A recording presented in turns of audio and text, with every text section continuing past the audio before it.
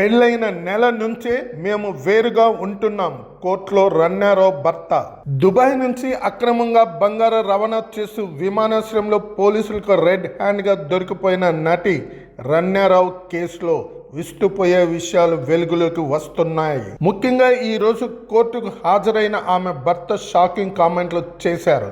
పెళ్ళైన నెల నుంచే తాను తన భార్య రన్నారావుతో దూరంగా ఉంటున్నట్లు చెప్పుకొచ్చారు. అధికారంగా విడాకులు తీసుకోకపోయినా తాము ప్రస్తుతం వేరుగానే ఉన్నట్లు వివరించారు. ఆ పూర్తి వివరాలు మీకోసం. 4 నెలల కిందట రన్నారావు జతిన్ హుక్కేరిని పెళ్లి చేసుకుంది.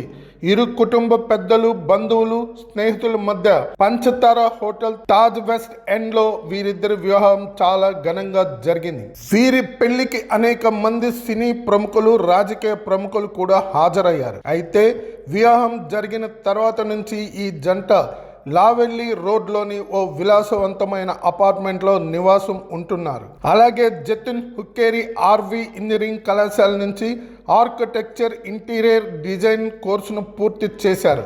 ప్రస్తుతం ఇంటీరియర్ డిజైనర్గా నగరంలో ఓ రెస్టారెంట్ యజమానిగా కొనసాగుతున్నారు. అయితే తన వ్యాపారాలను ముంబై, ఢిల్లీకి కూడా విస్తరించాలనే ప్రయత్నం చేస్తున్నారు.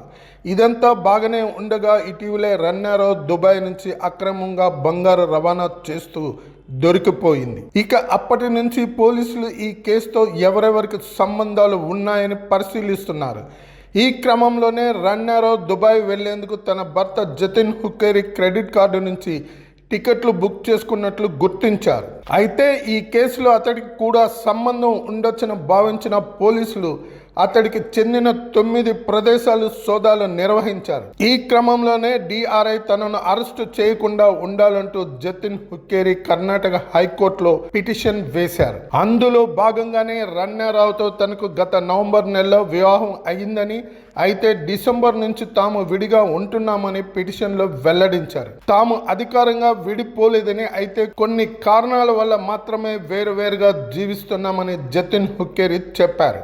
ఆయన వాదనలు విన్న కర్ణాటక హైకోర్టు జతిన్ హుక్కేరిపై ఎలాంటి చర్యలు తీసుకోవద్దంటూ ఆదేశాలు జారీ చేసింది. ముఖ్యంగా మార్చి 24వ తేదీ వరకు ఇవి అమల్లో ఉండగా జతిన్ హుక్కేరిని అరెస్టు చేయడం కుదరదు. దీని తర్వాతే తాము జతిన్ హుక్కేరి చేసిన అభ్యర్థనకు వ్యతిరేకంగా పిటిషన్ వేస్తామని డైరెక్టర్ ఆఫ్ రెవెన్యూ ఇంటెలిజెన్స్ అధికారులు వెల్లడించారు.